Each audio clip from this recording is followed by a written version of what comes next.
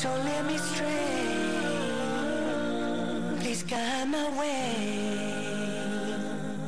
onto the path of my deen. Allah subhanahu wa ta'ala.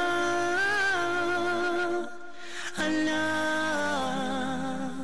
I'm calling your name. Oh, Allah. Bismillahir Rahmanir Rahim. Assalamu alaikum wa rahmatullahi wa barakatuh. Welcome back, dear viewers, to another live episode of Let's Talk on your favorite station, Huda TV. I am your host, Yusuf Kroma, and today we'll be talking about the very crucial topic of the dangers of extremism. SubhanAllah, we see many manifestations of extremism in society. We see the deficits that extremism causes, the destructiveness of extremism, and today we would like to discuss not only how these manifestations present themselves to us, but also how to remedy some forms of extremism, and how the Prophet ﷺ in his tradition and Allah subhanahu wa ta'ala called in his Quran to remedy this extremism that we see far too often in societies, inshallah ta'ala. But first, we would like to begin by introducing our noble guest, Brother Shafi'i, all the way from Tanzania. Assalamu alaikum wa rahmatullah. Wa alaikum assalam wa rahmatullahi wa barakatuh. Well, like you heard, my name is Shafi, but alhamdulillah, since Allah granted me a daughter, you can call me Abu Kawthar. Abu Kawthar, alhamdulillah. I'm from East Africa, Tanzania, and I got here in Egypt to join in Azhar Sharif University, and now I'm still taking my study in Azhar Sharif University. Arabic language, general Arabic language, they call Shuba Amma.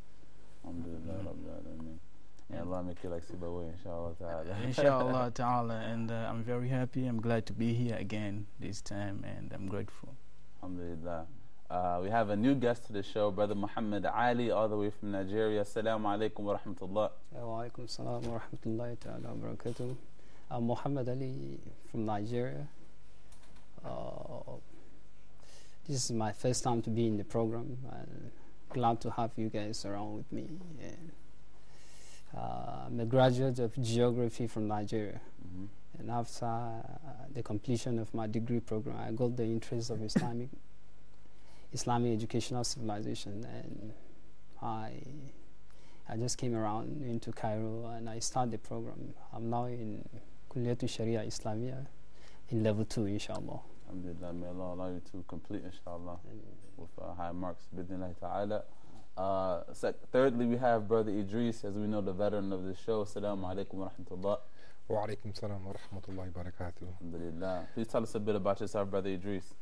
Yeah, I'm from the States, and been here for a few years, studying Arabic, memorizing Quran, and teaching English. Just overall trying to benefit, as well. My time is here. Alhamdulillah.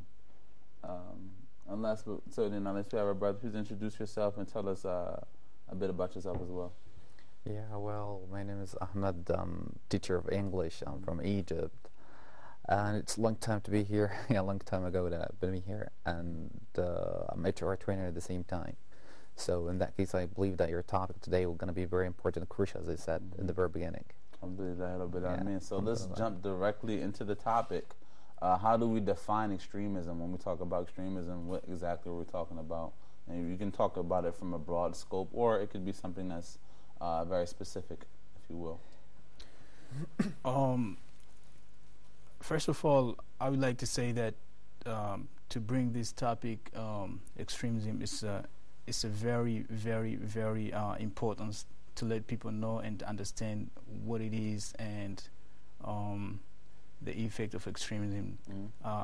There's a long definition, but to make a story short, when we talk about extremism, we're talking about people, no matter what religion they're from, they represent, to go beyond, to go further more than the method of the region. And we can find extremism not only in the region, also in the different different sectors. Could be in the politics, could be in the anything. So to go beyond of I mean to go more than it's supposed to be in the way people how they deal with each other. So how people think, how they do business, how they exactly how people do business, how people work, how people practice any kind of okay. Brother Muhammad Ali. Yeah. So, alhamdulillah, extremism for me, I cannot be able to say it from the perspective of the general understanding of the personalities. I'm going to narrow my own decision or my own scene from the perspective of the Sharia or the Deen of Islam. Okay.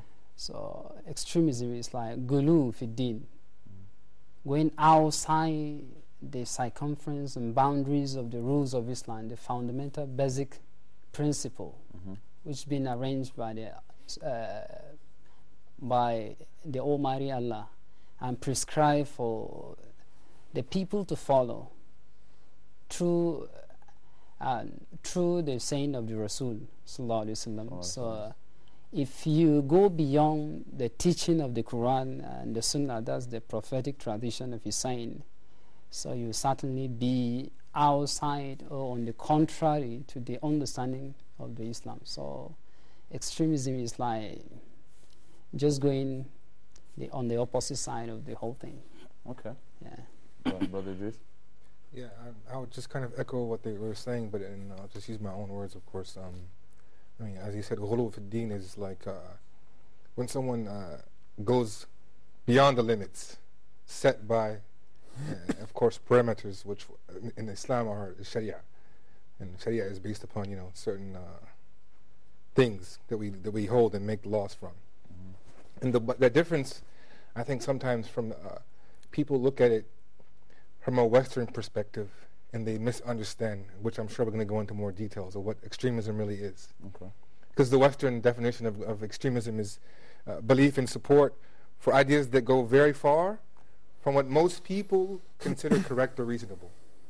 So for them, extremism may be something different than what we consider extreme, because we're talking about it in the sense of Islam and in the deen. Yeah, sure. And of course, for us, Islam and the deen is the life of it's not like just religion only. It's our way of life. It's our way of thinking. It's our yardstick, our meter, what we judge from. So a lot of times, people may, who don't understand will label somebody an extremist when they have no idea what they're talking about. And I'm sure, as we said, we're going to go into details, but I just wanted to touch upon how the West may look at extremism and how Islam looks at ghulu is different. Okay. I would offer that just to say the West is a sweep on the generalization. There are so many different thoughts and ideas and opinions of extremism. As extremism is a relative concept, because it depends on what's the normative middle. So what someone may say, like people say the middle course, take the middle course, but it varies from person to person, from ideology to ideology. What generally under Sharia, what we may say is the normative middle in a Western context or in a Democratic or Republican context may be extreme. That's why. Yeah, exactly. Not to cut you off, but that's why when I said in the Western definition, they say what most people consider to be normal. To go beyond it is extreme, in their definition. Yeah. Which is different than how we know the reality is. Yeah. Because they don't have the same reality as knowing the Sharia, knowing Islam, knowing they don't have divine guidance as to what the balance is. Yeah. So whatever people consider normal, if you go beyond it, this is extreme. I In the West. Yeah. This is the Merriam-Webster, Oxford, if you look it up, anyone who wants to look it up, you Google it, this is what they consider in English the definition of what extremism means. And something interesting too, just in a sort of political, socio-political context, extremism varies from time to time. Yes. What's extreme in this year may years later be in the normative middle, things such as same-sex marriage was at one point considered an extremity to go outside the bounds of what was normal in society. But now it's normal, and the ones that go against the ideology of same-sex marriage, you're considered an extremist. So in that context, extremism varies from years to years to years. But in Sharia, what's extreme is thabit. It doesn't change. If it was extreme, then it's extreme now. It doesn't change over time because it's regulated by religious doctrine. alhamdulillah, that's a good point. And then I love how Allah says in the Quran, I forget the surah right now, where he tells, had these things been, came from, your desires and your wants, the heavens and the earth and all the people would be corrupted. Had the medium or the balance been decided by your desires, you would be corrupted and destroyed. Not just us, the entire earth. So Allah's wisdom is, alhamdulillah, it tells you and gives you this wasat, this medium, and keeps you balanced. Yeah, subhanallah. Brother Ahmed? Yes, as Brother Idris said, that's all going to be like extremism, go like beyond the limits, exceeding the limits, or exaggerating. This was going to be the synonym. And extremist, the person who performs the extremism, like exceeding the limits or going beyond the limits, because he thinks that this is the best way of his way of thinking. Like, for example, when it comes to political aspect, or when it comes to any kind of social topics, like my way or no way. So in that case, we have to get back to our Holy Quran and also to Prophet Muhammad ﷺ approaches, like, for example, adilu. So we have to be fair, we have to be like, neutralize our souls in order to be able to be in a very good way or aspect of applying the rules, not to be extremist or not to be a person that he doesn't dare to prove the words. So I believe extremism is a kind of exceeding the limits in a nutshell. I just want to add something before we move on to the next sentence, is that also the definition we need that's often left out, that people sort of don't think about these days sometimes, is it's not only exceeding the limit and going too far, it's also leaving out, which is what tatrif, abandoning things is an extreme. It's the opposite side. The English kind of means we can go either way and still be extreme, but people tend to think of extremism as doing too much, when also leaving things can be extreme. Such as what? For instance, I just know Sharia terms, like, for instance, like, or no, I'll just tell you practical terms. Right. Not eating for a month because you feel like this is going to make you, whatever, healthy. What's the problem? Even dieting. Yes, certain diets are extreme because you're actually harming your body, even though you think you're doing something to make yourself healthy. You're actually harming your body. Okay. Yeah. Excuse me. From that point, when Prophet Muhammad ﷺ said he was praying and he was fasting and then he was taking a break, like I say, to go behind the limit, and then also to the opposite could be the extremism too. Like some people like, I don't want to get married because he want to worship God. He don't want to be complicated the marriage style, and even to leave. That could be the opposite also. Okay, yeah. So one particular thing, which leads to the next question, what are some manifestations of extremism in society? I would say one would be like this extremism in the monopolization of wealth. I read an article today that said 8 men owned half of the world's wealth. And it was like this, altogether, eight of them combined had over $450 billion. Just 8 people. So, subhanAllah, it was like some of them, and most of them didn't pay taxes. So it'd be someone his net worth is $75 billion, and he pays less taxes than the person that washes his clothes.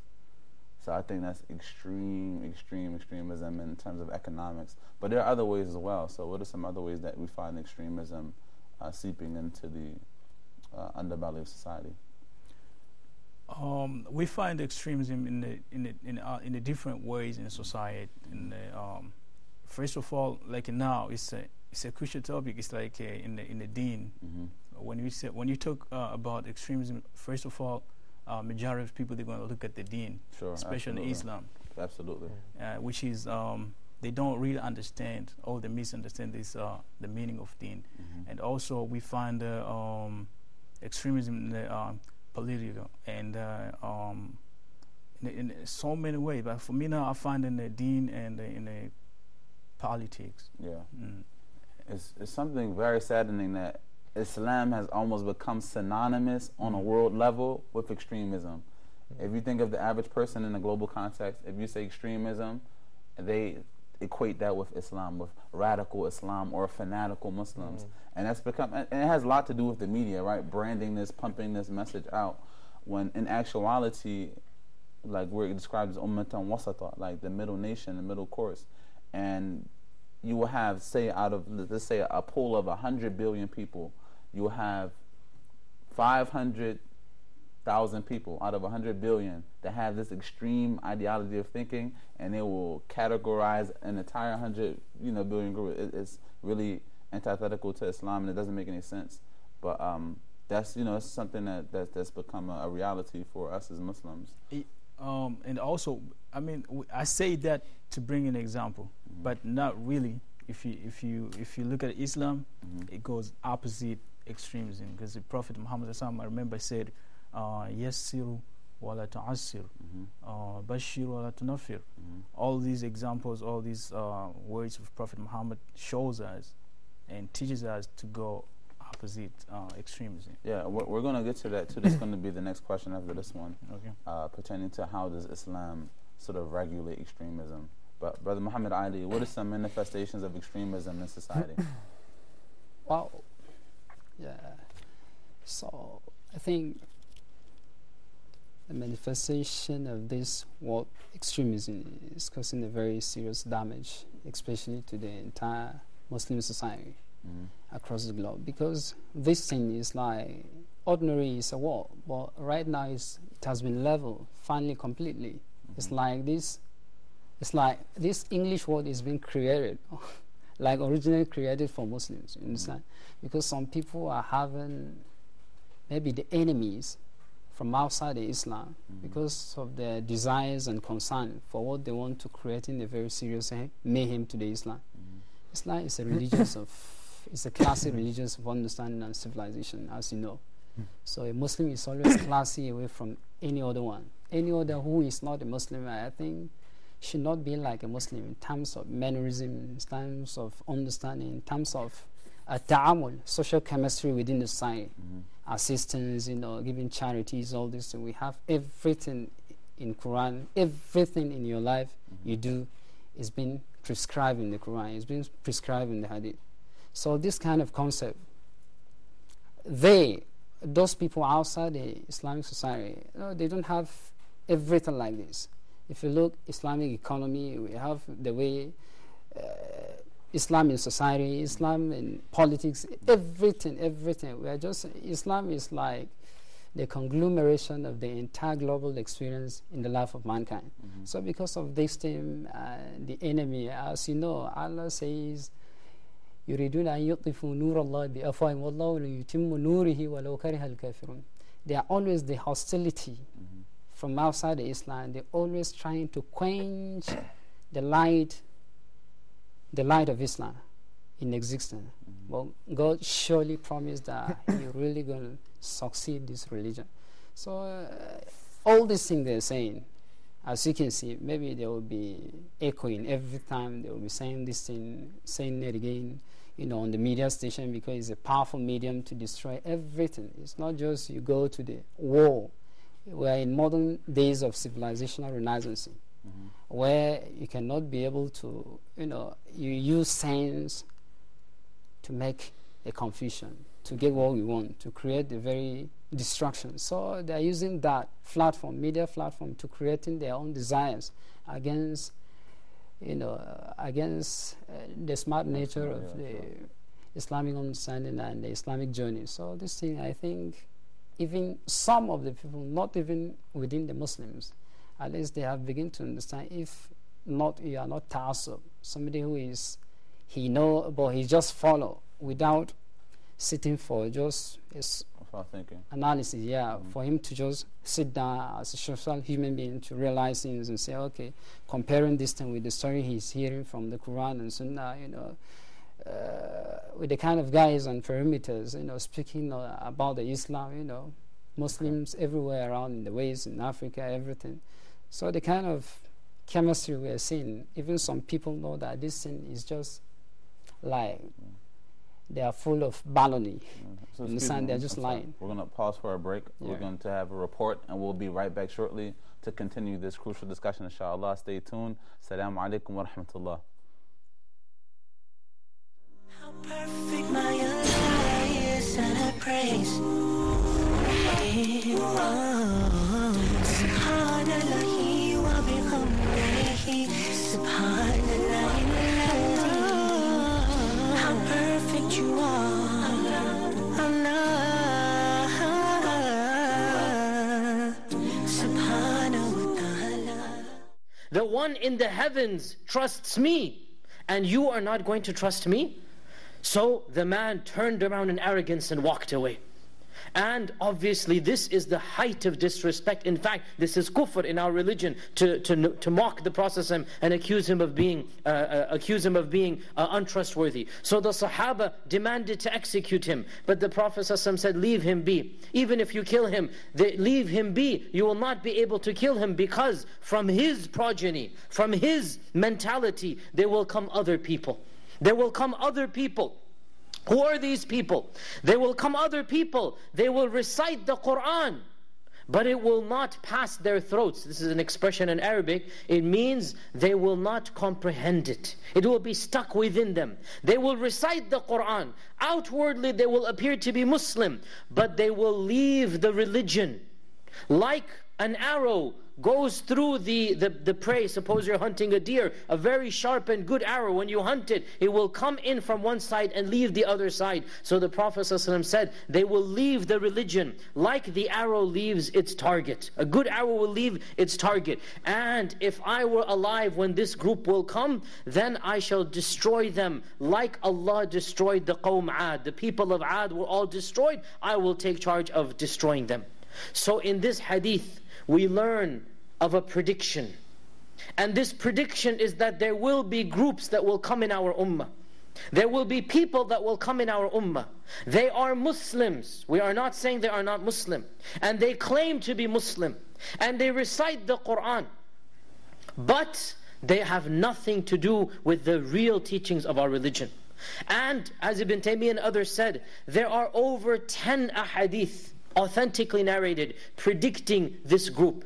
No other group has been predicted with as many narrations as this one. No other incorrect group or deviation has been predicted by our Prophet ﷺ as this one. In another famous hadith, our Prophet ﷺ said, there will be many differences in my ummah, but there will be one group that will come, that يقولون من خير قول البرية. They will say the best of all speech. يحسنون الكلام ويسيئون الفعل. They speak flowery speech, but their actions are very terrible. They shall recite the Quran, but it will not leave their throats. And they shall depart from the religion, just like the arrow departs from its prey. And they are the shirar al-khalq. They are the worst of the creation. Our Prophet ﷺ called this group the worst of the creation, even though right before he said they recite the Quran. So these are not non-Muslims he's talking about. These are people who believe in the Quran and recite the Quran. And in this hadith the Prophet ﷺ said, they call to the book of Allah, but they have nothing to do with the book of Allah. They call to the Sharia, but they have nothing to do with the Sharia. Pay attention to the words of our Prophet ﷺ. He is predicting a group that is calling to the book of Allah, to the Sharia, but he himself said they have nothing to do with the Sharia. Allah subhanahu wa ta'ala. Assalamu alaikum wa rahmatullahi wa barakatuh. Welcome back, dear viewers, to another live episode of Let's Talk on your favorite station, Huda TV. I'm your host, Yusuf Karma, and today we're talking about the dangers of extremism. We left off with Brother Muhammad Ali talking about the manifestations of extremism in society. Now we're going to go to Brother Idris, inshallah ta'ala, to further enlighten us. For me, I think one of the biggest manifestations I would have to explain a little bit before I tell you exactly what I think it manifests is that I think one of the causes of this manifestation that I'm talking about is ignorance. Mm-hmm. It's a major cause for extremism is ignorance. But when someone thinks they know, when in actuality they don't know. Mm-hmm. So the point I'm getting at, I think that is a person who, develops an opinion about something, whether whatever it may be, based upon something that haq, it may be the truth, and they feel as if that this is the only opinion in the world, and everyone who goes against this opinion is away from me. But I make bara from me. I don't want anything to do with them. They become extreme in the sense that if you're not like me, then something's wrong with you. This happens a lot today, especially when it comes to Muslims. We have Muslims who, maybe someone has a legitimate view that comes from a legitimate, usul, and everyone rejects them because this usul, they don't know it. They restrict to I know what Hanbali may say or something. It creates a lot of problems between people because they don't know that perhaps there's another opinion. But I have to lay down a disclaimer. There are people who claim that there's other opinions, and that opinion is very very strange and gharib, and it's not really something that's accepted amongst the major ulama of now or in the past. And they try to use this as a mainstream and acceptable one. So I'm not talking about them. I'm talking about people who have legitimate, for instance, I'll give you an example. As a matter of fact, the beard. Okay. People will look at the beard, especially today, and they think, especially in Western countries, and some Muslim countries, if you have a beard, you're extreme. Oh, yeah, sure. This is ludicrous. This is true. Okay? The difference should be, okay, not in having the beard, but in can you trim it or can't trim it? Okay, no problem. If you believe you can trim it, this is a legitimate opinion. How you trim it, how much you can trim it, this is a legitimate opinion. It's not extreme for you. The Rasul had a beard. So are we saying the Rasul was extreme? So following what he commanded, or even out of just love for him. When you love somebody, you kind of imitate them just out of love. Like when a younger brother has an older brother, what often happens when they grow up? The younger brother often imitates the older brother. Why? Not because he's stupid and he didn't have his own opinion. It's because he loves his brother.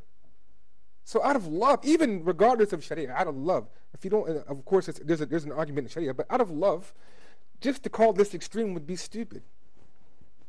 So, but my point is that someone would, I've seen like people argue about, the beard in the sense that some people will say you can't touch it, and they think that there's no other opinion. You cannot touch it at all. And some people would say the person who grows and lets it grow, letting it grow and not keeping it trim, and this is modern times, and they use a lot of things and say, okay, this is extreme. On both ends. When in reality, there's room in Islam for both opinions. I would say the greater issue is not necessarily with people. This is an issue. The people equating the beard to extremism, but the reason why people do this. For example, I went to Liberia recently, and this guy came up to me, and you rarely ever see people with big beards, right? And so this is considered a big beard in Liberia, a really big beard actually. Right? So this guy came up to me and said, I don't know whether to call you Rick Ross or Boko Haram. So, and I was like, why would he equate that to? He said, because this is the only images of beards we see in the media. So my only conception of the beard is somebody that's radical in their religion, somebody that's fanatical. So is this idea of, again, equating within Islam, religiosity to extremism, even within the Muslim communities. Yes. All right? So, and this, I've had this experience throughout my life, like even within like the West African communities that I've been in.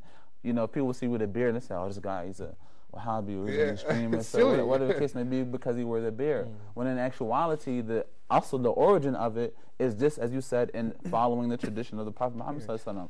But it has become a manifestation of extremism. So people identify this beard with people they see on TV in terms of Al-Qaeda, Taliban, or ISIS, or whatever, because the people have outward, images of religiosity, and that's related with a certain amount of extremism. The more religious a person gets, the more extreme they get. And there's some truth to this as well. The worst part about that comes from ignorance, as I said.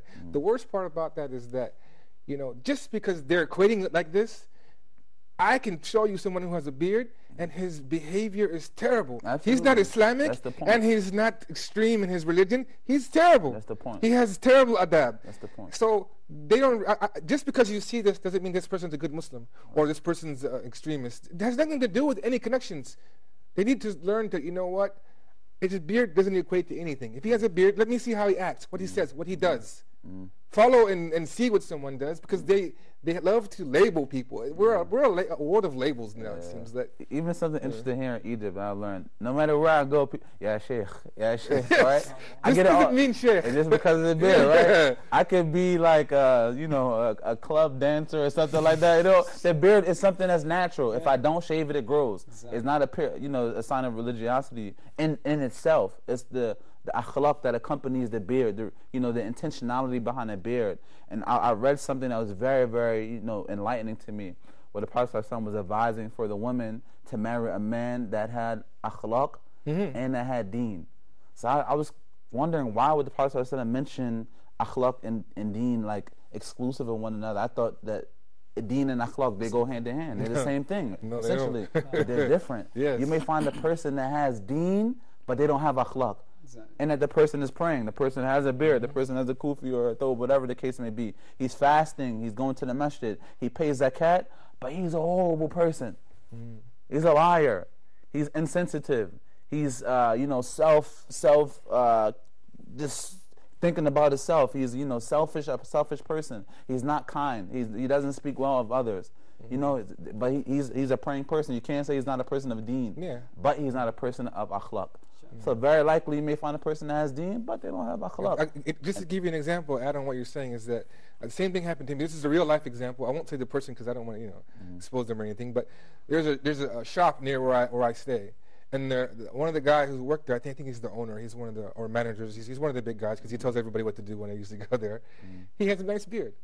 Okay, he's a very nice guy, but when it comes to like dealing with him in the shop, he's very harsh, very kind of like abrupt, and he gives out that bad feeling for me. Sure. So I kind of like, even though when I first saw him, I thought, oh, he might be okay, but after dealing with him over time, I kind of just backed away from him, and I thought, I don't like dealing with this guy. But the shop next door, there's a guy who has no beard, and he treats me like a king. The best if I need change, he'll go find me change. The other guy, if I need change, he'll tell me, I don't have any, get out of my store. Don't ask me for change. And so they need to learn how to judge people by their behavior. Akhlaq is something that is weighty on the scale of the Day of Judgment. We can do an entire show about akhlaq faqat. We can do an entire show just about this topic, and we have in the past, because it's a weighty topic. So. We're going to pause for a short break, inshallah, and we'll come back to Brother Ahmed to answer this question. We still have so much to go, and the time is running, so we'll try to cover all of our questions. Stay tuned. Assalamu alaikum wa rahmatullah. Perfect my life and I praise.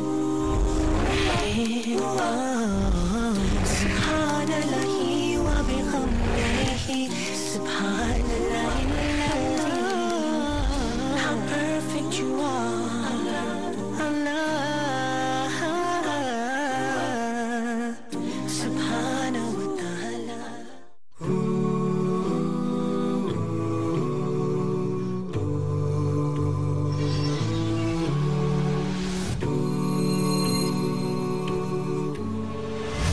I've really come to understand that to be a Muslim, to be someone who says they've surrendered and submitted to the will of God, is to be in harmony with everything around you and to be a benefit to it. Allah subhanahu wa ta'ala, our Creator, He gave us a life plan. He told us what to do. He gave us, goals and what He expects from us. It has roots in Islam because the first man who was created, Adam, he was neither a Jew or a Christian, but he submitted himself to God. Abraham, he didn't submit to anyone in creation. He didn't even hear in any of these religions. But when he was told to do what? Submit to the will of God. That's Islam. Attached to his preconceived notions. Yes. And if he looks with an objective eye and an open heart, he'll see it. Unless Allah for some reason has something over his eyes because of something that we don't know is in his heart. You had from 1980 to 2005, you had the FBI data report showing that now from all these years that only 6% had any links to Islam. 94% were people who had nothing to do with Islam. This is the Deen Show. This is the Deen Show.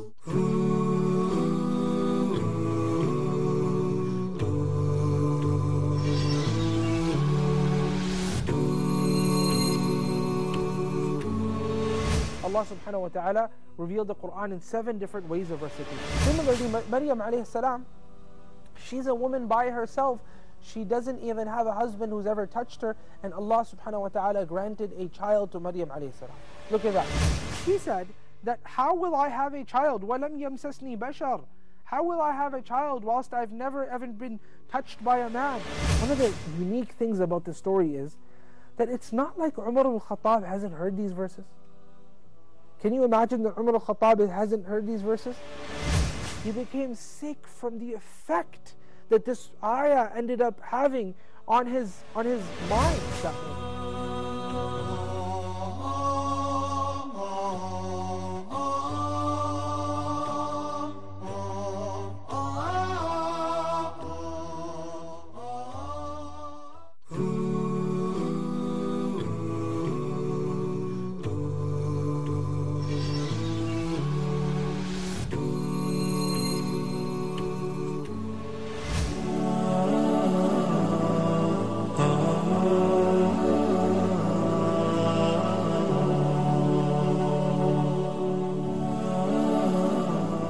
Scholars are the transmitters of the religion of Muhammad sallallahu alaihi wasallam. They carried his message and his legacy generation after another. And they are the one who carried this light to the whole world. The Life of the Muslim Scholars is a new series on Huda TV. Through studying their life and exploring many aspects of their lives, we will come to learn so many lessons, get motivated and inspired by their stories, by their dedication for Islam and for the legacy of Muhammad sallallahu alaihi wasallam. Through this series, I hope that we will be able, inshallah ta'ala, to get motivated not to achieve only success in the akhirah, but in dunya as well. Join me, Walid Basyuni, in this new series on Huda TV about the life of the Muslim scholars. Looking forward having you. Stay tuned.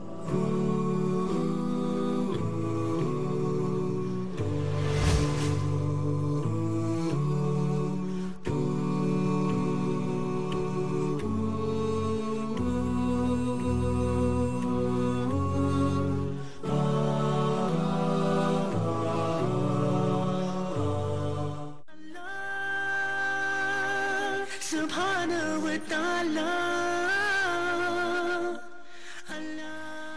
Assalamu alaikum wa rahmatullahi wa barakatuh. Welcome back, dear viewers, to our live episode of Let's Talk on your favorite station, Huda TV. I'm your host, Yusuf Kroma, and I just want to give salam to the brothers out in Tanzania watching with Imam John Sterling, alhamdulillah. They just informed us that they were watching and enjoying the show. So, barakallahu feekum. We're going to go to Brother Ahmed straight away, inshallah. The topic is so vast, we really need 2 episodes to cover it. But what are some manifestations of extremism in society? Yeah, when it comes to this, I'm going to echo what Brother Idris said before the break, which is the ignorance and I'm going to say arrogance as well. Like, for example, if you if you have a kind of group, if you have students, if you have colleagues, if you can ask anyone about the sport, you're going to talk, you're going to speak. You're going to ask about the politics. Okay, I'm not quite sure about the politics, so I'm not going to speak. But when it comes to the religion, you're going to say, yes, I know, and you can do this, and it's okay. Din yusr. Okay, I understand that, din yusr, but at the same time, you have to give me like a valid reason or a proven things. So what I'm trying to say is, if you do not know anything, okay, say that I don't know, because if you are going to say that I know this by default, by 100%, and you have to apply that, and if you are not going to apply that, so in that case you're going to be sincere and you are going to do a lot of sense. So please, whoever said that I don't know, this is perfect solution for a lot of problems. If you do not know things, say that I don't know, because extremism could be in thinking, extremism could be a way of getting the information, applying it as well. That's what I get here in our society. That's a good point. I have a solution, right? Since we're going to go to our next question, this is what we're going to do. I was going to do the effects of extremism and the solutions of extremism, but I suggest that for the next episode, we do solutions of extremism, period, in the political arena, in terms of spending, in terms of religion, the whole shebang, as we say, right? This next episode focus on solutions to extremism. Okay. Cool. Okay. So the last question is, what are some of the effects of extremism? Well, to try to explain that in a quick way, is you say the effects. How does it harm us? How does it Well, affect us? it's affects us in so many ways, and we find that if we find the people who practice this extremism, if they are in the region, we find them.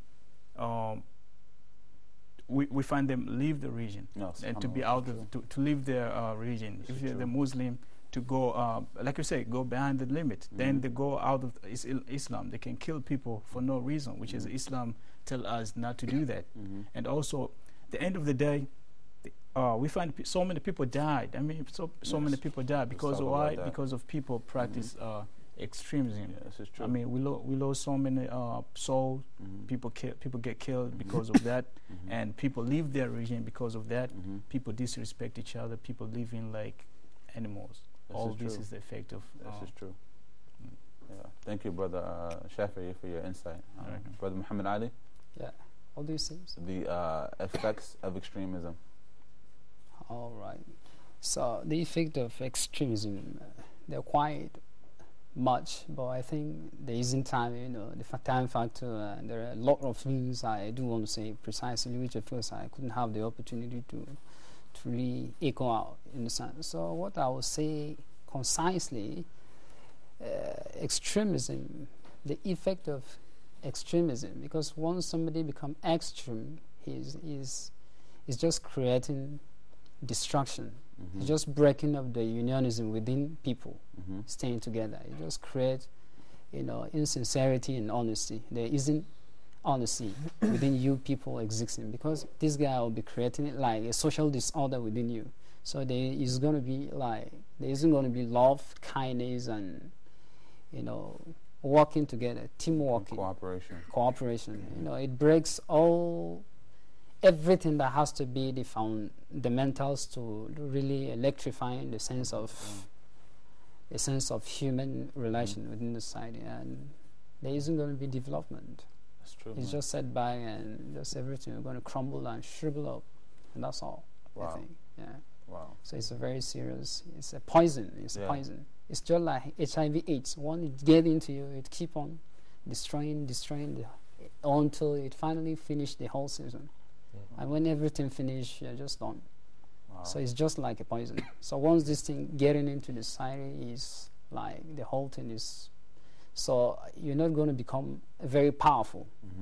And that's what I always say, the people that are very much concerned against Islam, that's what they are interested in, creating all these mayhems, prejudice and hatred within the people. You see a Muslim killing Muslim. See, I just kill you and you kill somebody. We're just killing ourselves. And they are just staying outside, just drinking and having their teas and coffees. And that's all. Wow. That's all they are interested in. So this is like, the whole concept is for us, the Muslim society, to sit down as one family, one very good family, to sit down and see how we can be able to provide a solution to this very growing problem in our society. Okay. Now we are just like brothers because of the different understanding, maybe a very slight understanding, which is not from the usul. There is fundamental masail from the deen, where we can be able to have differences, creating a very serious friction because of the usul. Sometimes there isn't tanazul. I cannot step down because I just want make you comfortable. It's a very serious thing. But there are furu'. These are very simple things. They are in the various aspects. They are very general branches of the deen of Islam. So we can be able to have different understanding. I can take my own side. You decide your own. It's just like a chess. I want to play this. Maybe I cannot. You're just telling me, okay, you should just play this move. I say, no, I'm not going to use this. I'm going to use my king to play. Okay. So that's it. Okay. Brother Idris? I'll try to keep it brief because they already pretty much covered most of it. But for me, of course, as a Muslim, the effect is that you earn the displeasure of your Lord, the Rabb. And for us, this is one of the most devastating things that you can happen, is Rabbul Alameen is displeased with you. So there's nothing for a Muslim and for a non-Muslim, who, even though he doesn't realize it, he may not realize it, there's nothing greater than this. Because at the end of the day, when you have to face him, this is going to be a disaster for you. So, but on top of that, in society, I guess, I would say for us, I would echo sort of what he said. It creates disunity, and it creates animosity between people. Even Muslim or non-Muslim, when it comes to, it creates a barrier between other people that doesn't have to be there. It creates this this clashing that doesn't have to be there. So that's probably, I can expand upon it, but as you brother said, we have limited time. One thing to say. Let's brother Ahmed answer. I know, because this is a very sensitive issue. I was trying to see this from the Sharia, from the axis of the Sharia, because there isn't time, we couldn't have the opportunity to say things well. So there are three general fundamental principles in the deen. All this deen is just running around these three things. And among the three things which I want to say is تحقيق العدالة الإنسانية بين المسلمين عدالة عامة. The Sharia, the concept of the Sharia is trying to see how it can be able to spread in the equality and the justice system within the Muslim society. So once you decide to start feeling, okay, I'm on the right side, this is not right, you understand? Creating maybe something grudges inside you. You're like, there isn't going to be that adala, that equality and justice system within which the Almighty God is precisely trying to design us to, as a Muslim community, to practice. And it's the only way out to have your key into Jannah. Once there isn't that, at least you have just into the wrong track, and you're going to be like, what you have to be like, at the end of the day. Yeah, like for example, God forbids if anybody of us has a kind of infection, the doctor advises him to go with certain antibiotic for just like around 3 days or 4 days. But do not take more than 3 days or 4 days, because this is gonna be bad. It's gonna work against, not with you. So which means that if you are going to exaggerating or leaving out, as brother just said, that will be like a kind of problem. It's a kind of conflict. So if we have extremism in our community, after a while, a lot of people will try to make a kind of protesting against this. So it's going to be like a protesting revolution, affecting the unity of the people. It's going to be disunity, and it's going to be a lot of problems. So in a nutshell, just to keep it brief, if we would like to work on this kind of topic or this kind of problem, we have to go back to a religion and the approaches of the Prophet Muhammad ﷺ, plus have a kind of discussions, not argument, discuss. That's what I can say when it comes to this topic in a nutshell. Alhamdulillah, we still have 5 minutes left. We've done a little bit well. Brother McKean? On top of that, we're talking about extremism in Islam so much because a lot of people look at Islam when they talk about extremism, and let them look at Islam because Islam is a region of peace, and it has a cure of extremism. And also we hear people from media that Islam, extremism in Islam, but also we find out of Islam. For example, first we brought example of bird, which is this is the example bird, and also we if you look at the effect of extremism, we say people get killed, people lose their religion, hate each other.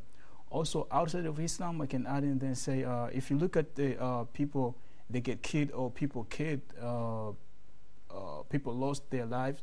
If you look at the Hitler killed a lot of people, majority of people. But now they look at Islam, they see Muslims kill people, but there's people, non-Muslims, they kill more than we see now. So, okay, let them look at Islam when they talk about extremism, because Islam has a solution. And also even we find this extremism in the non-Muslim communities. But as Muslims, claiming to be the best religion and example for humanity, irrespective of what other people do, I wouldn't even want to compare ourselves to the atrocities of Hitler. You know, we set the example. We're supposed to set the example for society.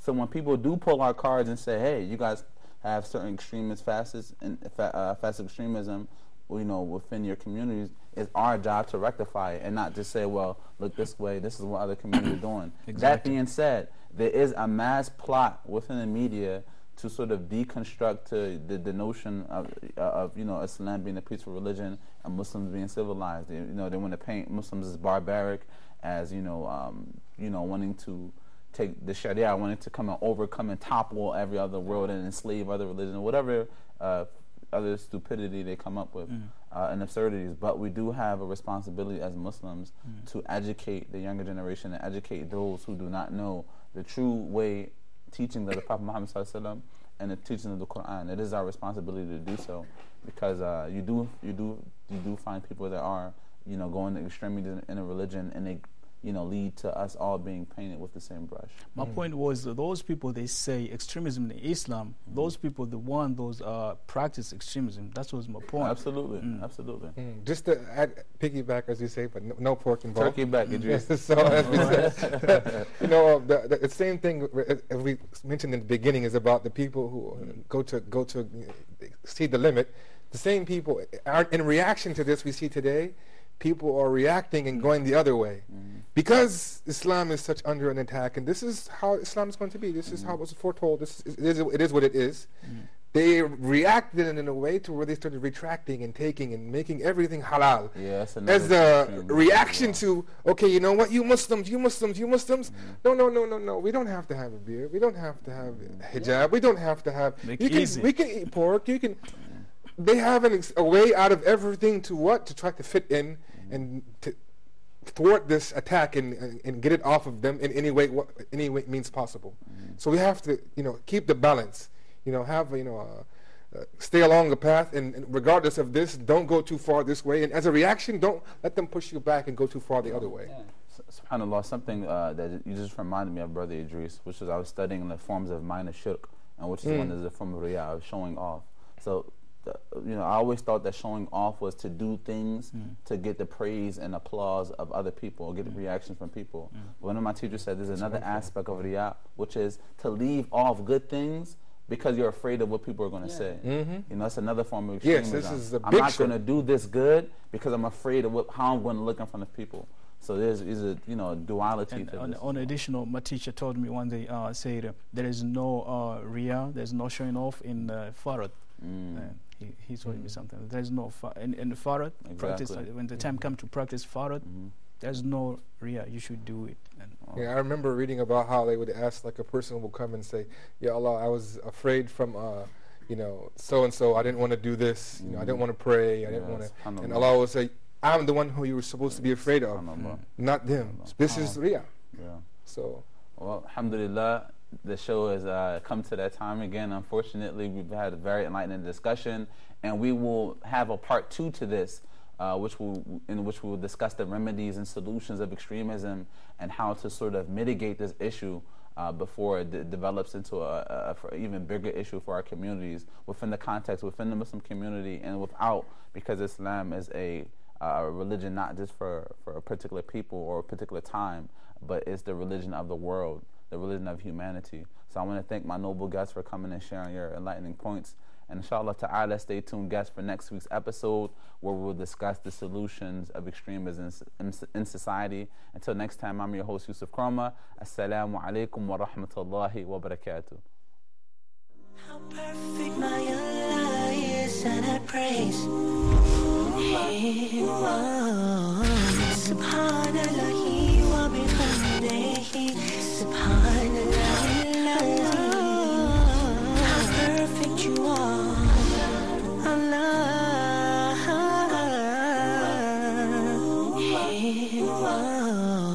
Subhanallah wa bihamdihi, Subhanallah. How perfect you are, Allah. Subhanahu wa ta'ala, Allah,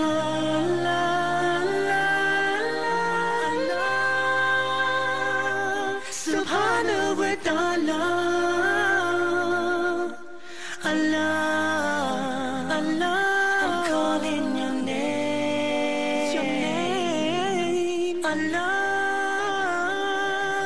call you, I need you. Allahu Akbar. Allah, your mercy is great.